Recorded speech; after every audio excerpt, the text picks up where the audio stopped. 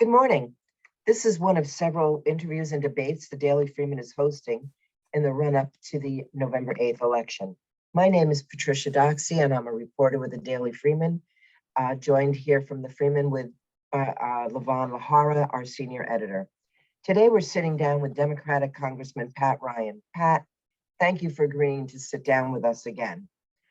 Since we last met in a format like this, you were elected to the 19th Congressional District. Now, as a result of redistricting, you're running in the 18th Congressional District, which comprises the city of Kingston, much of southern and central Ulster County, almost all of Dutchess County, and all of Orange County. You are running against Republican Colin Schmidt, a current state assemblyman from New Windsor. Mr. Schmidt declined the Freeman's invitation to be interviewed or to participate in a debate with us. So it's just going to be us today, and I'm hoping that as a result, we'll be able to explore some of the issues facing the region and the nation a little bit more deeply. We're going to try to follow a format that's similar to the one that we've used in the past, which is that I'm give you 3 minutes to deliver an opening statement. Then I'll ask you a series of questions, followed by a 2-minute closing statement. So with that, Pat, I give you your 3 minutes to deliver your opening statement.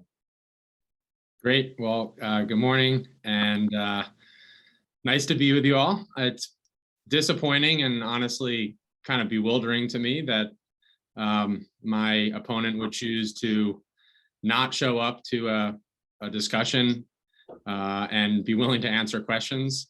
As the representative for this great district, I take a lot of pride in always being accessible, being accountable, always being willing to answer every question to the best of my ability and take that feedback and continue to improve. So I will probably, maybe to your frustration, Patty and Yvonne, continue to, throughout the discussion, point out that disappointment and remind viewers as they tune in that my opponent has chosen not to participate in the forum, and that I think that goes against the principles of small d democracy, because I think we owe that to everyone trying to make a really important decision at a critical moment in our country where, you know, I've had this incredible opportunity to serve Ulster County as county executive, to serve now as your member of Congress, and to serve as an Army officer for 27 months in combat. And it all comes back to me, to the thing that I learned my very first day at West Point. There are only 3 acceptable answers to any question you're asked as a leader: yes, no, or no excuse. Have you delivered? Have you not? And if not, there's just no excuse for it. And right now, out of Washington, career politicians from all sides continue to offer excuses, be more about themselves and their own pursuit of power than they are about delivering actual results. And that's led to a situation where I really worry about our country and how divisive things are right now, and how difficult it is to just bring people together to even do the relatively easy and relatively smaller things where there is wide agreement among the American people. So that's what I've tried to do in every role that I've had, from the Army to business to county executive and now Congress. Some of the things that the challenges we're focused on and things that I hope we'll talk about today: number one, addressing the tremendous economic pain that people are feeling as costs of everything are rising at the pump and the grocery store, healthcare costs, housing costs.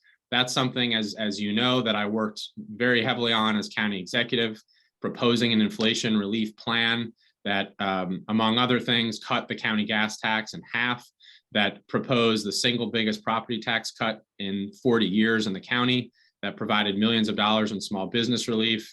And I know I'm running up on time, so I apologize. The good thing is we have lots of time for us to all talk, because once again, my opponent has chosen not to show up. So I look forward to also articulating his positions to folks who are tuning in, because they're extreme and they are divisive, and we deserve better than that. Thank you. Just to get us started, it is a widespread assumption that that in January, the Republicans will take control of the House. How do you see yourself being an effective member of Congress if that happens, in a body that will not only likely be controlled by Republicans, but will also be populated by what is projected to be a large number of members who deny Joe Biden won the election? Well, I think importantly, I don't take that assumption as a foregone conclusion, with all due respect. I think that consistently polling and pundits and supposed experts in our political system have been wrong a lot recently, including in our special election, where absolutely no one said we were going to win that race. Every poll had us down. We were never leading in any of those polls. And I think the reason that we won the special election in August, and the reason that I'm confident I will win again in this seat, and that the Democrats are going to hold the House, which I do believe we're going to hold the House, is because there are existential threats to our democracy right now. Fundamental rights and freedoms, front and center, of course, abortion rights and reproductive freedom, but also threats to voting rights, threats to our climate and environment, a willingness to put more weapons of war on our streets, and even on the critical issues of economic pain people are feeling. There's a whole lot of blame being cast, but very few people talking about actual solutions that they've delivered. So I'm confident what I've been able to deliver as county executive in economic relief, what we at the federal government, between the administration and the Congress, have delivered with the Inflation Reduction Act, particularly lowering prescription drug prices, capping insulin costs, bringing down energy costs. That is tangibly helping people at the same time that we're fighting for fundamental rights and protecting them.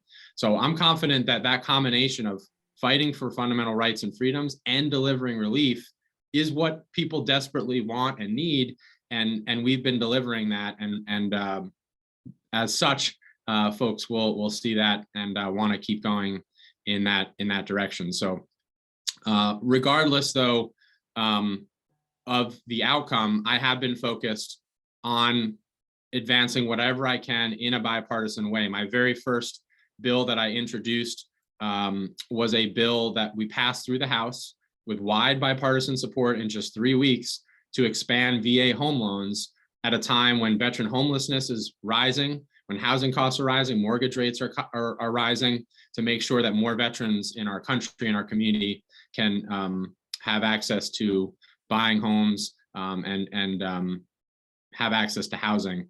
So we're proud of that. And I'll, of course, continue to focus on working with as many people as I can who want to actually deliver results rather than divide us. You mentioned reproductive rights, and I know that you've been very outspoken in your support of reproduction rights. Again, there is a possibility that you will be going into a Congress that has a very different viewpoint on that issue. Other than voting against bills that would come out of such a Congress, what can constituents expect from you? What can I expect you to do in such an environment on this topic? Well, again, I don't mean to, I just don't think that that's a good faith way to think about what's going to happen in November. I really think but it's possible. Sure, it's possible. And but I think there's a actually really major decision point right now for the American people. The president just this week stood up and said the very first bill that he will introduce in the new Congress is a bill to codify and protect, to codify the Roe framework and protect reproductive rights and freedoms that are under direct threat right now. My opponent and the vast majority of the increasingly far right wing of the Republican Party have explicitly proposed a national ban on abortions, including in the case of rape, incest, and threats to the life of a mother. In a debate earlier this week, my opponent specifically articulated that even in the case where a woman and her doctor believe that life is at risk, he would not support allowing access to reproductive health services or an abortion to save a mother's life. I mean, that is extreme. And that is the direction that things are going to go if we allow that far right ideology to take over our country. That's not where the vast majority of the American people are. When you look at polling, certainly, when you talk to people on the street, when you look at what happened in Kansas and in our special election here and in Alaska, Americans soundly rejected that extremism and that grab for reproductive rights and freedoms. So I'm not going to cede the ground that we're going to have folks that are that extreme in power, because I don't think the American people will allow it. That's what we saw in our special election. People stood up and said, that's not who we are as a country.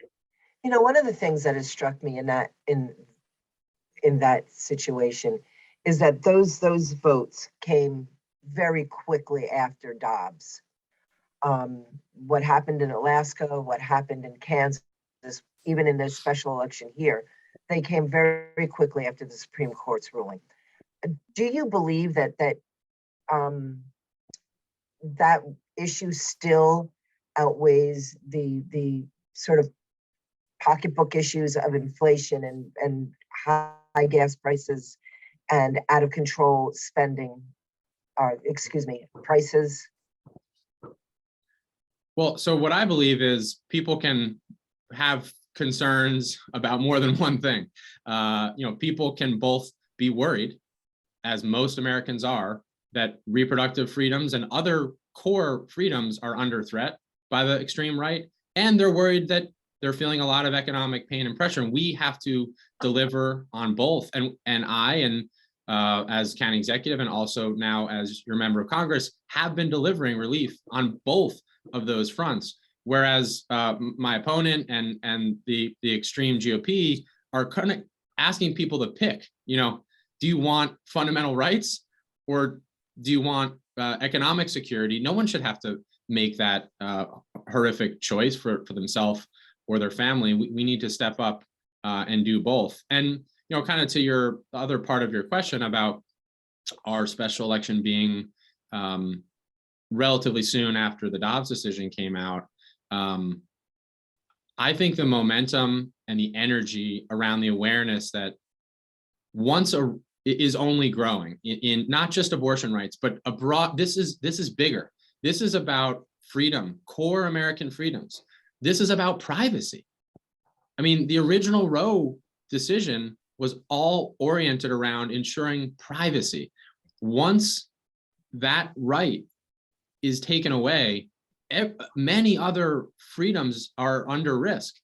I mean, when I talk to members of the LGBTQ community, they're really scared right now. One of the Supreme Court justices in the deciding opinion telegraphed that LGBTQ rights might be next, that access to contraception might be next. I mean, these are things that we've long decided as a country should be protected and guaranteed to Americans. And all of a sudden you're seeing them at risk. So I don't think sometimes analysts and pundits give people enough credit, Americans enough credit. They see what's happening and it is not what people want.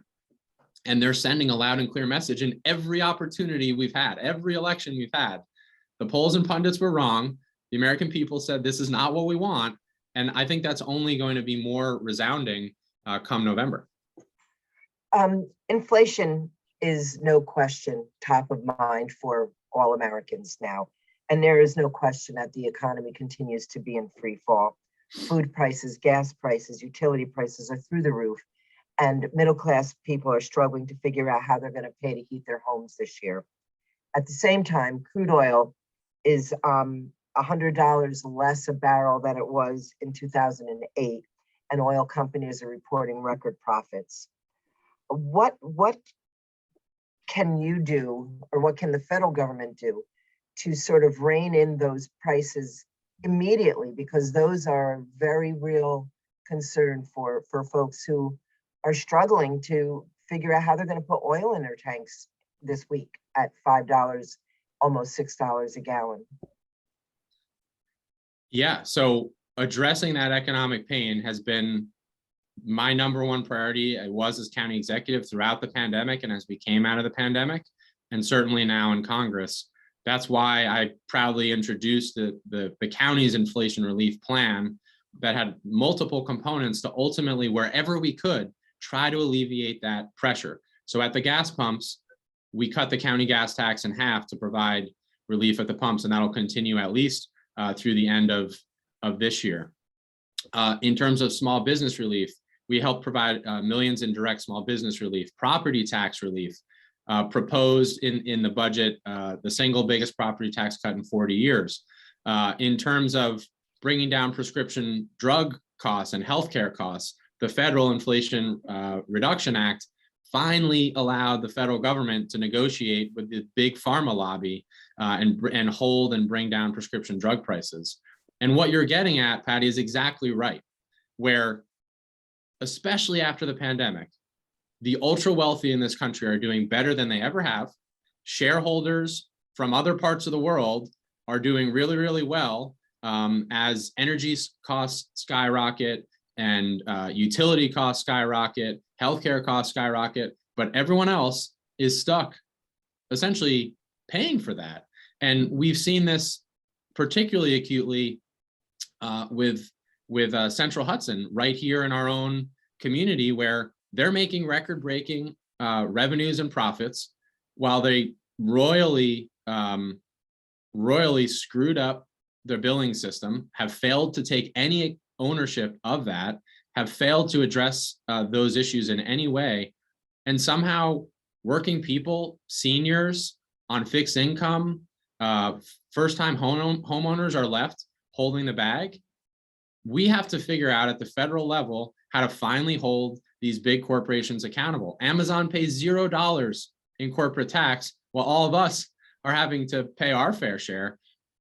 Myself personally and the Democratic Party are about holding those big corporations accountable, making them pay their fair share. The Republican Party, my entire lifetime, has been about giving more tax breaks to big corporations and the ultra wealthy. And we just saw that in the previous administration. So that's something I'm very focused on, both locally and nationally.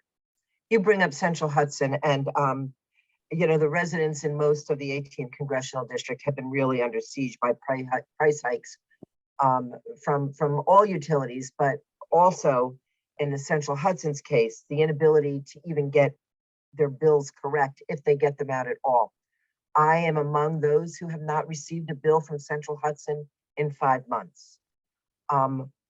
Is there a role that the federal government can play today to fix this problem for those people like me who expects at some point to get a thousands dollars electric bill?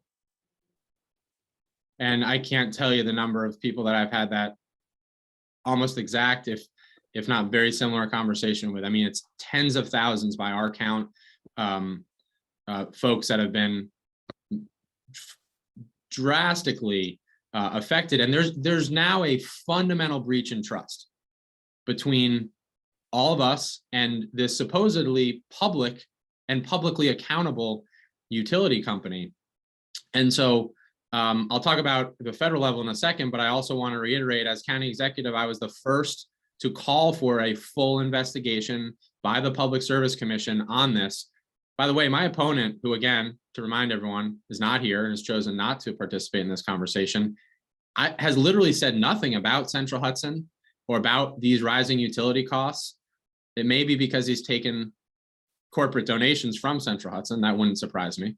Much of Orange County is not in the Central Hudson customer base also, right? Well, a lot of it is, though. And certainly the new district is about 85%. But to your larger point and your direct question, the Public Service Commission in the state is not acting with enough urgency. I've been saying this both publicly and privately. We need much more focus from the PSC. And this now is rising to a federal issue where both informally and formally, I have my team looking at what tools and levers do we have, because I think this is borderline criminal at this point, to be honest, when you can't count, Patty, on going into a cold winter and rising costs of everything, and you can't even budget around what you're going to need. And this is everybody in our community. That's unacceptable. It's unfair. And this is a public utility. They need to be answerable to us. So I'm going to continue to escalate with every tool that I have. I did it as county executive. I'm going to escalate even further now as your member of Congress to put and keep the pressure on. Is there pressure on them though? I mean, I don't see any solution or anything happening with Central Hudson to address this. There are multiple investigations happening now. They're not moving as quickly as I would like, but we did trigger a formal and quite rare. It's quite rare that we can actually get the Public Service Commission to do a full investigation. So that has been playing out for several months. We've had tens of thousands of constituents and customers provide that feedback. I know it's not moving as quickly as any of us want, but that is happening. And we are calling them, I directly and my team regularly to say, when is this going to be resolved? What are going to be the issues? How are we going to make good by all your customers? The other thing that I've called for, which they have ignored and is very, very maddening, to at least freeze the rates now until we can get this sorted out especially going into the winter. And they refuse to do that. At the same time, they continue to pay their shareholders, the vast majority of whom don't live here, aren't directly affected by this. So they're doing perfectly fine while we're getting screwed, and that's unacceptable. Again, another issue that faces people is oil prices. I mentioned earlier in the conversation that oil prices seem to be a little bit out of whack with what the per gallon, per barrel price. But my question is, how do you balance the need to address the oil prices immediately? Because again, we're going into November and the coldest season. How do you balance the need to address those rising oil prices immediately with the need to deal with climate change?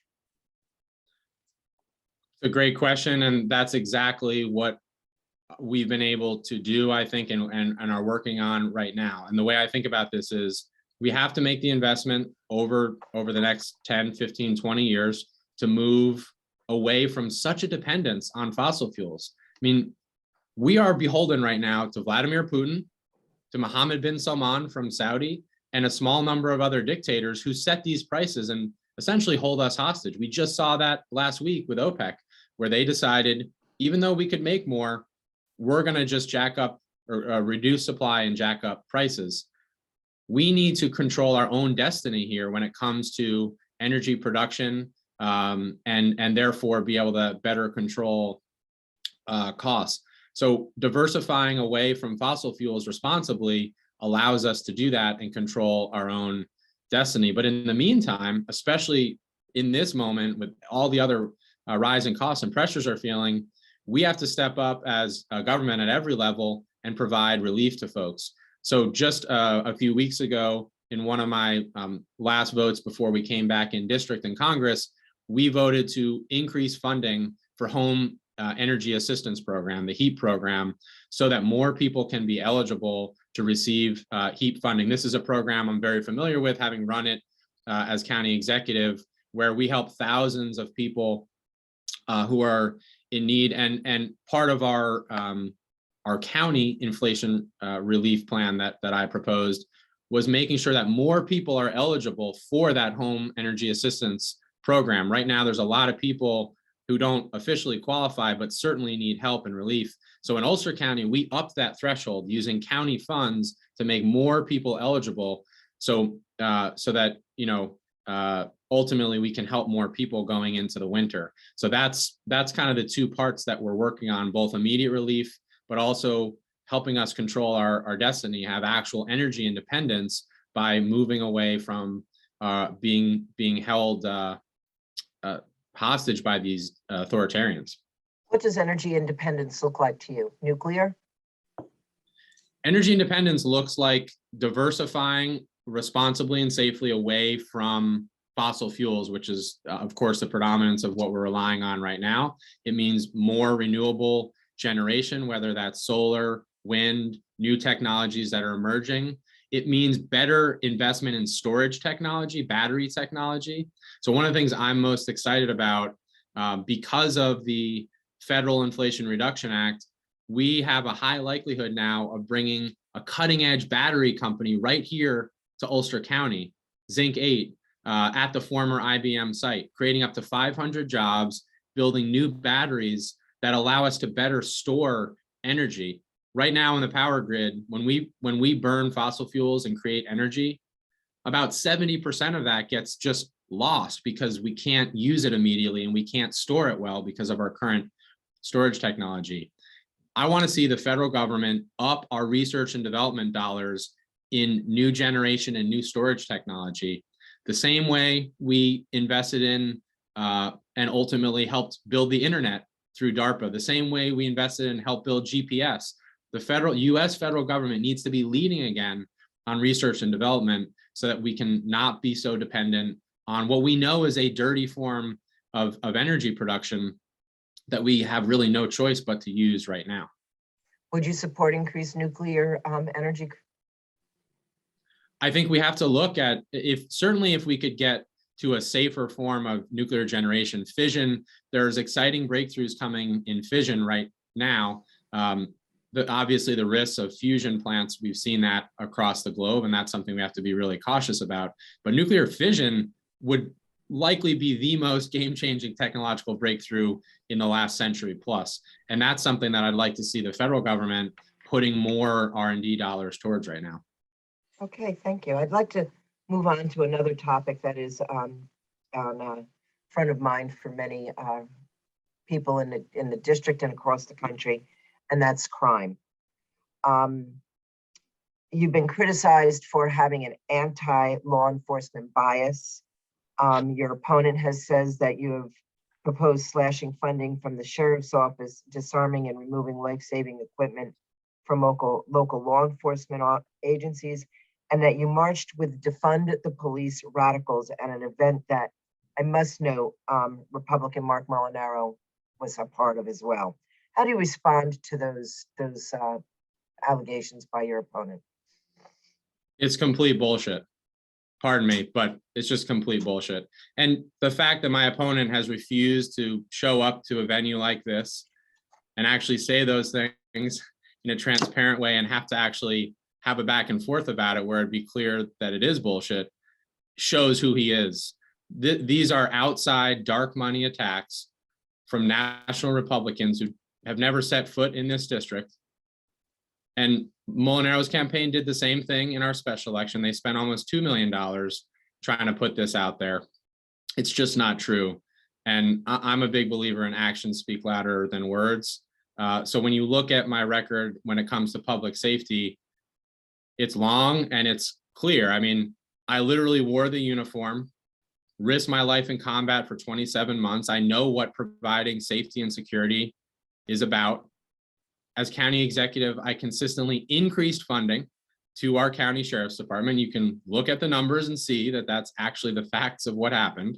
Specifically, I'm most proud that we increased funding to our urgent violent crime task force by nearly 20%, resulting in, among other things, the single biggest seizure of illegal guns and drugs and fentanyl in Ulster County's history just a few months ago. And I think you see that in, for example, the strong support and endorsement that I've earned from my partner, Sheriff Juan Figueroa. So these kinds of attacks are really debase our politics. I think they're desperate. I think my opponent realizes he's losing the race and is trying to divide and deceive rather than actually focus on delivering real things. So I apologize for my salty language there. But we owe people looking them in the eye, like I am here today, and talking about what actually happened rather than lying to people and deceiving people. I've never done that. I will never do that as your member of Congress. I'll always be straight up with where I am. You've been very vocal in your support for a ban on assault style weapons that you say are like the ones that you carried in combat. But that's not going to really solve the whole problem of crime and particularly these mass shootings that we're seeing in schools and elsewhere. What kind of comprehensive approach do you believe the federal government needs to take to address these mass shootings that are terrorizing our nation? So there's a lot of pieces to this. Certainly, it starts with looking at the data and the facts about assault weapons, particularly as it relates to mass shootings. When we had a federal assault weapons ban from 1994 to 2004, we saw dramatic reductions in violent gun deaths during that time period for obvious reasons. These are weapons designed for killing humans en masse, and to have them at our schools or at churches or at 4th of July parades or grocery stores is just not who we are as a country. And I feel very strongly that we should reinstate the federal assault weapons ban. We should actually put in place universal background checks. We should enhance red flag laws that keep guns out of the hands of those struggling with mental health issues. And so that sort of goes into the second piece, which is, as we know here in Ulster County, we're in the midst of a mental health crisis here and across the country. And it's because we failed to properly invest, especially at the federal level, in mental health services. And it's gotten to such a crisis point that you then create this toxic mix of deadly weapons, those struggling with mental health, and also, by the way, an increasingly violent rhetoric from the far right in this country that makes it sort of more widely out there that you should use violence for these kinds of things. And that's all come together. So one of the things I'm most proud of as county executive, and also already as a member of Congress, is voting consistently and working to get more funding to our mental health providers. Of course, in Ulster County, as you know, investing in our first mental health crisis stabilization center, which is continuing to move forward using the Federal American Rescue Plan funds that we were able to secure from then Congressman Delgado, bolstering our mobile mental health teams, reinstating our mental health department. All of this in combination with getting weapons of war off our streets will unquestionably bring down gun violence. The other thing that we need to do, and I just talked about how we did this with our urgent task force, there are a lot of criminals bringing in illegal weapons from other states that have more lax laws than New York. We have to crack down on that iron pipeline of these illicit guns coming in. And that's something we've been doing in the county because of the additional funding and resources I was able to deliver. Now in Congress, I was proud to vote in favor of the bipartisan Invest to Protect Act, which allocates several $100 million specifically to small and medium law enforcement agencies across the country. Every single law enforcement agency in New York 19 is under that threshold of 125 sworn officers, including the city of Kingston. So this is desperately needed additional funding and resources that I've been able to deliver to our local police, especially the small and medium departments. So those are all the different components that go into it. But it's very cynical to say, for example, just because, and this is what my opponent says, just because getting assault weapons off the streets wouldn't stop every shooting doesn't mean we shouldn't do everything we can. If we can prevent one more Uvalde, Texas, or one more Columbine, or one more Newtown, or the list goes on and on, that's what we have to do. That's the political courage that we have to be able to show. And that's certainly what I'll continue to fight to do. Should the federal government provide funding to put an armed law enforcement officer in every school in the United States? I don't personally think that's a federal issue. I mean, most schools in the district already have school resource officers. That's something that, the Ulster County provides for many districts, and other districts do it on their own. Yeah, this is a tough issue. I talked to my mom a lot about this, who's a first grade teacher. Turning our schools into basically, militarized fortresses, I don't think is what anybody wants. Parents, teachers, administrators, but we have to get that balance right and make sure that if something horrible happens, there's someone there who can at least, upon initial violent action, begin to respond appropriately. The reality is in multiple school shootings, there have been armed police there. I mean, look at what happened in Uvalde. There was no shortage of police there. It didn't stop the horrific killing of 10-year-old kids. So there's no simple solution here, but it's got to be comprehensive. And I think just adding more police officers in and of itself is proven to not, get fully to where we need to go. This question might be a little premature given your short time in Congress to date, but is there the political will? Do you see that there is a political will within Congress today to really get to this issue and address it? Or has it become so politicized that it's going to just continue on without solution? I think there's a fundamental lack of leadership on this issue and many others, where the vast majority of the American people, when you talk to them individually, when you look at any research or polling, don't want assault weapons publicly available in this way. Yet you have a Republican Party that's completely bought and paid for by the NRA. So, and other parts of the gun lobby, including my opponent, who has an A+ rating from the NRA, who's not only taken contributions from them, but has actually used his own campaign funds to give money to the NRA. This is how our system gets broken, selling out to these corporate interests and corporate PACs. That's why I took a pledge, and I've continued in every office I've held, to not accept corporate campaign contributions or corporate PAC dollars. My opponent has certainly not taken that pledge. We have to be accountable to people, to parents, to teachers, to kids who can't even vote, not to some gun lobby that clearly has self-interest in selling more. I mean, we have more guns than Americans right now in this country. That's not who we are. That's not the intent, I believe, of the original founders in the Second Amendment. Moving on to another topic that again is becoming an issue, or has been an issue for actually decades. Clearly our immigration system is broken, and it has been. It's been a thorny issue whose solution has eluded Congress, no matter which party has been in control.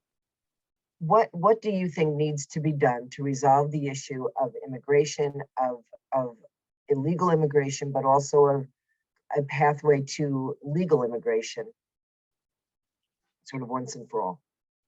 Since we're continuing on time here, I'm going to just take this as another opportunity to remind those that just tuned in that my opponent has chosen to not show up to address this question or any of the good questions that Patty's asking on behalf of constituents here. And I'm proud that, as I always have, I'll always answer every question in a straightforward way to the best of my ability. When it comes to our border and immigration, there's really two key components here, I think. There's a public safety and security component, and then there's also an economic opportunity component. So I'll talk about both of those. From a border security and public safety perspective, look, I get this firsthand. I've had to secure hostile borders in combat. I understand what goes into that, and we have to have a secure border. I've always been consistent about that. We have seen an influx of additional asylum seekers here to the country that's put tremendous pressure on our systems.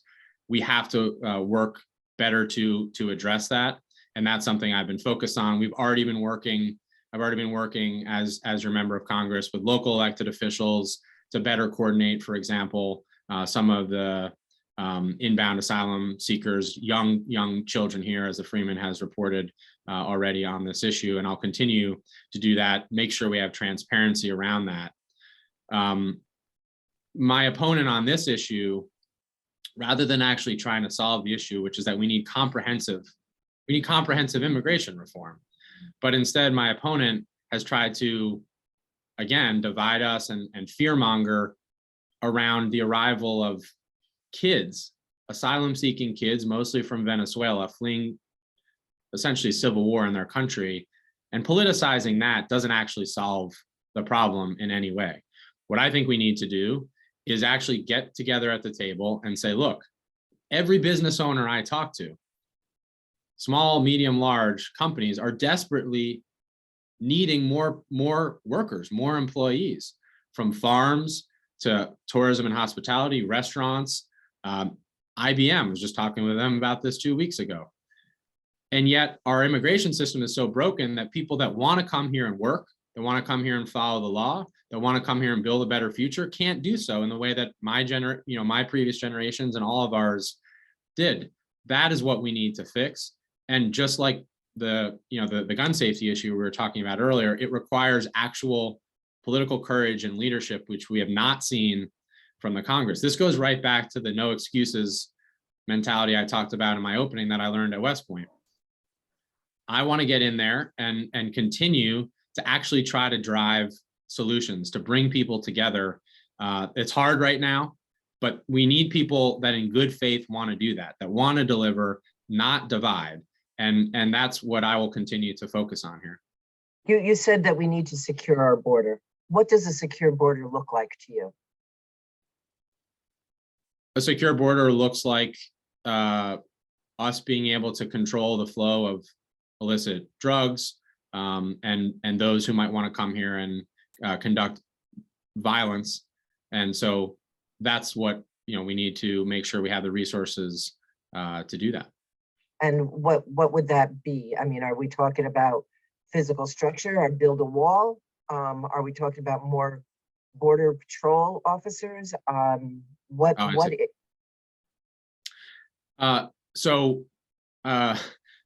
Rule number one in creating a defensive position in the Army that I learned as an Army officer is an unobserved obstacle, like a wall, does absolutely nothing. So we need to take a much more sophisticated approach than a medieval approach to securing our border. For less money, we can have much greater effect using a combination of cutting edge technology, individual border security folks positioned in the right locations. But that's happening largely right now at the border. What I think we need to do better is focusing on the violent criminals and drug cartels that are, whether it's our southern border or our northern border or our ports. Frankly, most of the fentanyl, for example, coming into Ulster County and the Hudson Valley doesn't come from the southern border. It comes through the port of New Jersey and New York and then flows up that way. So it's about actually using data and information to see what's happening and then target resources, law enforcement resources appropriately in that way. That's what our urgent task force has done in Ulster County, and I know other law enforcement agencies across the region. One of the pieces of legislation I am very proud to co-sponsor is a bill to specifically increase funding to Department of Homeland Security focused on interdicting fentanyl, which is now accounting for well over 90% of the fatal overdoses in most of the country, certainly in our community. But it's about being thoughtful and targeted in how we focus those resources rather than spending funds on something that's not actually going to work. Should local law enforcement be cooperating with immigration officials? Our local law enforcement cooperates with all sorts of Homeland Security and border security agencies every day. And certainly that's necessary and appropriate in a lot of cases. That happens on a daily basis. Okay.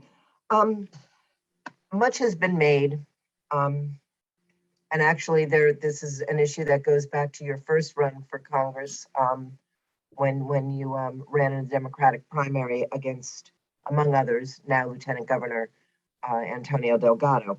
Much has been made about your role at Data Miner.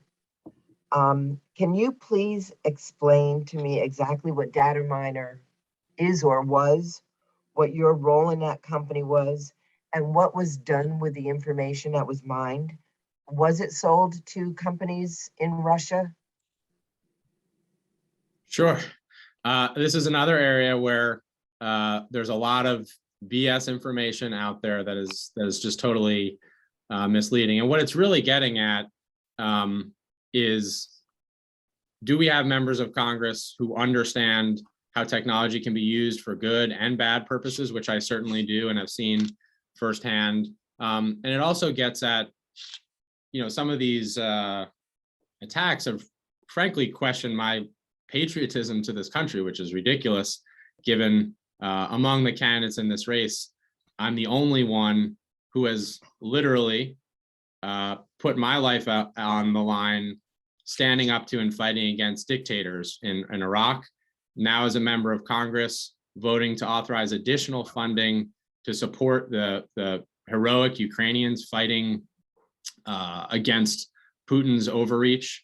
So these are bad faith attempts to again deceive around my record. And so, you know, I just think that we have to rise above that and get to the heart of what's actually in question here. But can you clear up that, because it is a question? I mean, obviously your opponent had raised it during the Spectrum debate. Well, my opponent's not here. We've And he's received again questions. refused to come. We've received questions via email on this issue, and it was raised as a question when you ran the first time. So can you just explain to me what this is and whether those accusations have any basis in fact? They don't have any basis in fact. So what was Data Miner, or what is Data Miner? It's a software company that uses publicly available, mostly social media data to alert people about breaking events. It's used by hundreds of newspapers and journalistic outlets, from CNN to the New York Times. When you get a breaking news alert that probably annoys you on your phone about whatever the case may be, that's generally generated by Data Miner alerting. When an anomalous event happens on social media, it creates an alert, and then news outlets and others in the financial markets and also in government use those alerts to respond appropriately to whatever is happening. It's a widely, sort of used technology approach, and any other characterization of it is just an attempt to kind of politicize this. Is that information sold to private companies who then distribute it to these organizations? I mean, once you get that information, you don't just give it to people for free, obviously, or to these companies. So say you're the New York Times, you subscribe to this software, you get these alerts, and then you do whatever you do with those alerts. So any company can subscribe? I mean, I haven't worked there in 7 years at this point, so I don't know what they're doing these days, but at the time, there were certainly vetting criteria to make sure that, they were a legitimate customer. But you had CNN, New York Times, Wall Street Journal as customers. You had financial organizations, you had government organizations. So did we have foreign government organizations? No. No foreign government organizations. No. Foreign companies? Not that I worked on directly. So. Okay. We're sort of getting close to the end of our time. I do have one other topic that I want to sort of hit on before I give you the opportunity to deliver your closing statements. As you're well aware, not just in this region, but in the entire country, there is a housing crisis. People cannot afford to live. They can't afford to live in the communities in which they work. Some people find themselves unable to afford to live in a home, period. What can be done, again, immediately to address this problem? Because this is... Excuse me.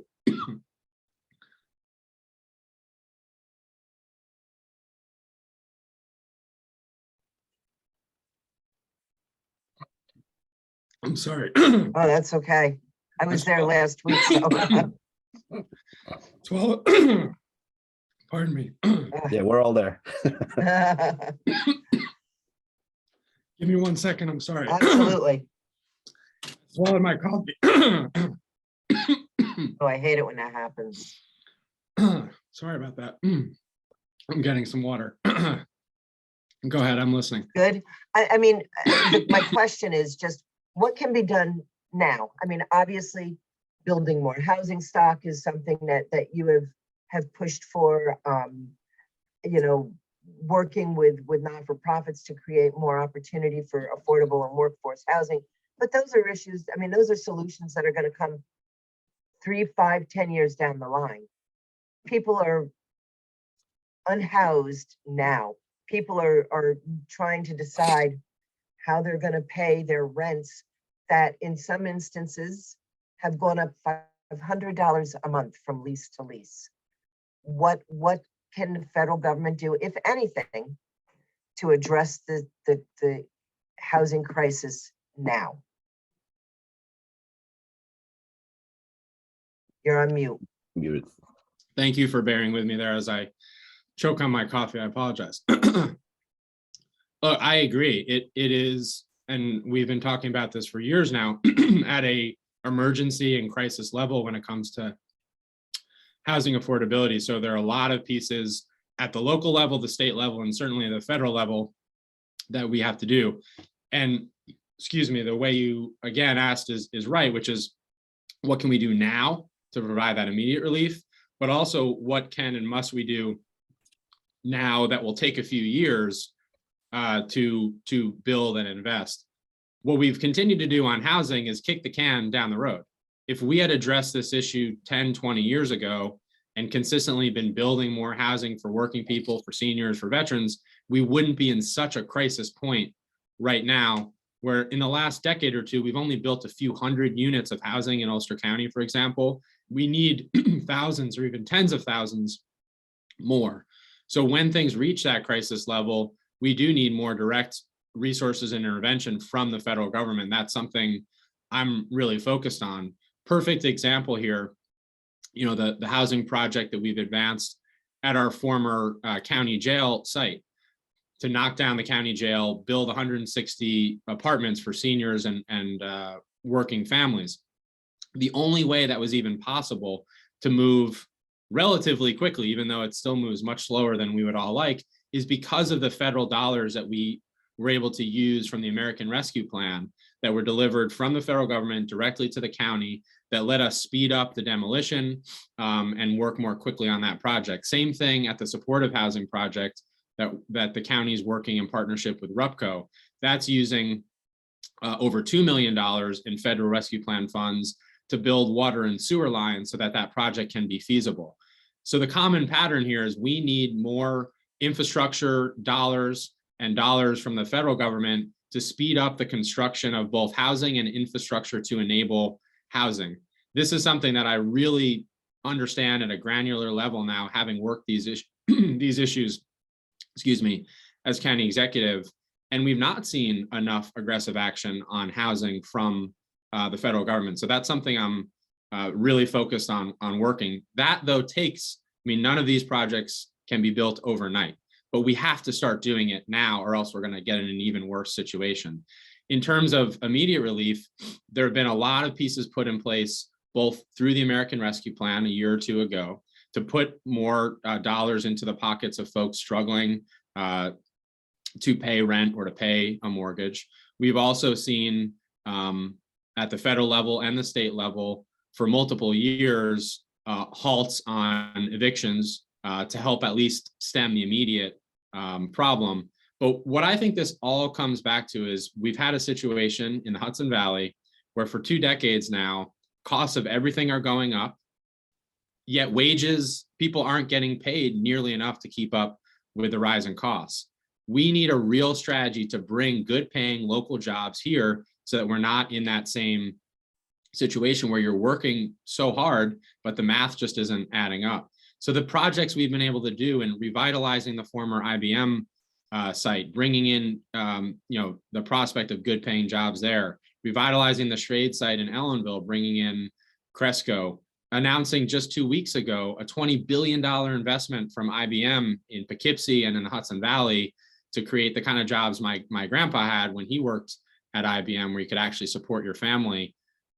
That is also a key part of it. So it's immediate financial relief, which we've been providing, good paying jobs that we have to work in the next few years, and building more housing. It's all tied together. I know that's a long answer. I wish there was just the immediate easy button we could hit on this, but that doesn't exist, unfortunately. So in the meantime, we just have to continue to provide that tangible, direct economic relief through property tax cuts, through gas tax cuts, and so on and so forth. You mentioned trade, and so then this needs to be asked, I guess. Do you support the federal legalization of marijuana? Yes, absolutely. My opponent does not, by the way. And again, I'll remind everybody that all these questions of great importance, housing, immigration security, public safety, gun violence, abortion rights, and reproductive freedom, he's refused to answer these good questions. And that's disappointing to me. But I do support the legalization, both because it will finally address a lot of injustices that have occurred where people have been behind bars for far too long for minor possession of marijuana. It also provides great economic opportunity, especially for our region, for farmers and for working people that can have good paying jobs. The Cresco project, which we should be breaking ground, they should be breaking ground on very soon, will provide up to 1,000 good paying local jobs in and around Ellenville. It's a big deal. All right, Pat, we're just at 11 o'clock. I promised you a 2-minute closing, so I'd like to give you the opportunity to say some final words, and then we'll be off to Election Day, I guess. Well, thank you again for having me. Thank you for always asking the good questions and the hard questions. As I've said, and I'll repeat it, that's what this job is about. It's a representative, meaning I've got to show up and listen. I've got to be held accountable and always answer questions from constituents, from the press, and from anyone that wants to know where I stand and what's happening. And I'd really ask that people think about, we're at such a really pretty dark and cynical moment and divided moment in our politics. And in those moments, it's really, it's easy to kind of, rather than go towards our better angels and try to figure out, how do we stick together? How do we support each other? How do we remember we're all in this together? It's sometimes easy to sort of give in to the more negative and divisive rhetoric. And we're all frustrated about a lot of things, and to kind of let that take over our decisions. But in a moment of division and great risk and threat, that's when we even more need to kind of dig deep and figure out who are leaders that are going to really do the work to try to bring us together despite all these forces. And consistently from my opponent in this race, we've just seen a continued pattern of negativity, of divisiveness, of deception, which we talked about here, and of just a failure to even show up, which is still just absolutely astounding. And I think disrespectful of not just you both as journalists, but also all of our constituents that are tuning in now or might tune in later. So that's certainly not how I operate.